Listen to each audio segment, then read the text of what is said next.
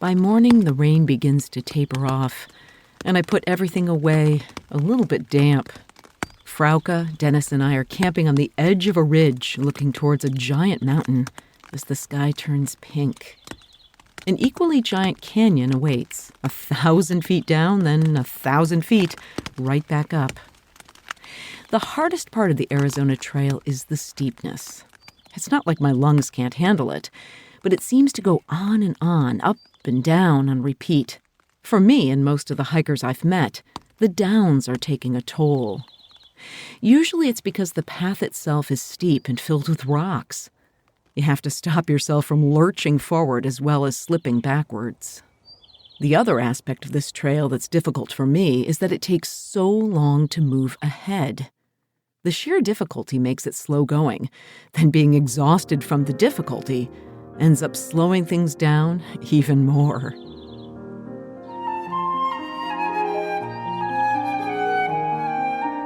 You're listening to the Blissful Hiker podcast. I'm Allison Young, the Blissful Hiker, sometime professional flutist, sometime voice artist, and full-time pedestrian. My goal in sharing stories of walking long-distance trails as a solo, female, middle-aged, titanium-reinforced hiker is to empower you to learn to hike your own hike, too. I take my time dipping in. Huge sandstone boulders have punched out holes like donuts.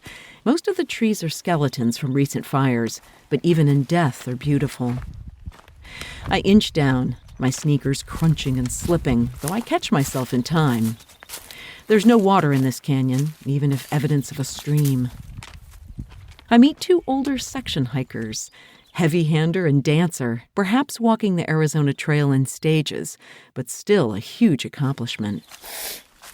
Going up, I'm stronger and steadier, if breathing heavy. My feet touch brown pumice and large bits of conglomerate, with an assortment of stones stuck in a bit of lava. I catch my first glimpse of Roosevelt Lake many miles away.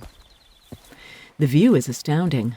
Not only the lake, but ancient reefs uplifted like the prow of a ship. The land is fanciful and harsh, jagged mountains extending far into the distance. At my feet, tiny purple lupine with star-shaped leaves line the trail, and I notice my shadow walking the ridge with me, sometimes full size and sometimes a wee dot on top of a block of shadow. All I want to do here is look around and breathe it in. I'm so high. But the trail whisks me off the top again and sends me right back down into another deep, waterless canyon. I reach a beautiful glade of juniper and cedar that feels out of place in this wide-open, arid climate. Birds sing, and this time tufted evening primrose and western blue flax line my path. Again, my view is simply astounding when I emerge at the top, a tall needle part of the rocky facade. I don't mind this trail, but it links me with a road. It's not too full of rocks, but it's slippery as it descends. I then veer off towards Cottonwood Creek, my first water source today. But it's a strange place filled with gnarly mesquite and prickly-pear. Cows eye me and run to the other side of the trail for a different perspective. I've been carrying far too much water, so I soaked my ramen, and it's ready to eat. But the only shade has been visited by cows. I finally come to a sprawling juniper with grass, bovine fertilized, but not recently. A few cows crowd in like a comedy troupe, their heads knocking together to see what I'm up to. It's a good rest, and I need it, because soon the creek becomes the trail. Up and down I go, in and out of the dry wash, following cairns that send me on hard-to-manage boulders. It's lovely in here, the rocks smooth and red, sometimes shot through with yellow or brown, but it's exhausting to move forward. Frauke and Dennis catch up, and we push through together, us two girls laughing at the sheer number of times we're sent in and out of this wash. Soon we arrive at an electric green patch. Giant sycamores with smooth white and gray bark provide splendid shade. The trail's been sliced through a netting of thorns up to our armpits. It's absolutely gorgeous in this glade. cool and fresh. I fill a liter and drink one, knowing we still have a lot of up and down ahead. The trail continues next to the stream, which disappears underground, crossing back and forth on rocks and coming to more gorgeous pools. We eventually leave and enter a canyon filled with saguaro marching up the mountainsides. A hiker named Tajin, his head and face almost completely covered, catches up. He tells me a ways back there was a bull eyeing him, looking like he was ready to charge. When I passed, I just gave that bull a steely stare. Tajin has no trouble with these rocks, but I've had about all I can take. He races on at a large water tank, and it's only 3 miles to go, but all on road. In New Zealand, I began to have PTSD about mud. Now on the Arizona Trail, it's rocks. At first, it's a big climb. I see the Germans ahead, and Frauke raises her poles in encouragement. I mean, up is fine, but it's down that's murder, and the steepness would make a roller coaster blush. Wish I was an English. So I sing a song in time to my steps to get me down, trying to gently place each foot in time to the music without skidding. Down, down, down I go, and then swing around and go right back up. Singing's helping, but I want to cry. It's not going to do any good. So I laugh instead and remind myself that I never have to do that part again. Ever. The lake view opens up, and I see white buildings stacked up in the flattest area.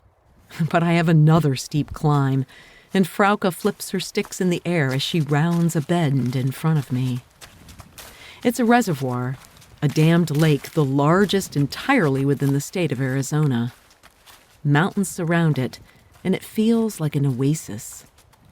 As I come closer to my cutoff, I see white crosses. This is Roosevelt Cemetery that I pass, finally leaving rocks for pavement. At the highway, I see John the Baptist, and he tells me he has giardia, and he needs to get a hitch to town for antibiotics. Oh gosh, that can't be fun. His sister, Clothesline, is ahead packing up with Tajin, and they're just going to head on. I decide to stay, finding the store and Emily, who helps me with my package, one of about 50 in a huge pile. The lovely Roosevelt folks set up a hut for us with a charging station, picnic tables, and one small square of astroturf where the alicoop 2 is drying out and ready for my tired body. Just as I cuddle in, a man comes by to speak with Dennis. He manages the next section and tells him that that one and the one we just did are the roughest on the entire trail. But somehow that's a good thing, because we can see how things really are here in Arizona. It's a bit loud by the highway, and I think about rough trails still to come.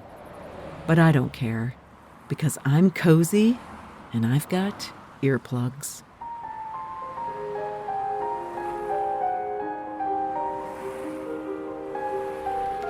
You can subscribe to Blissful Hiker wherever you get your podcasts, and please leave a review on Apple to help the show get discovered.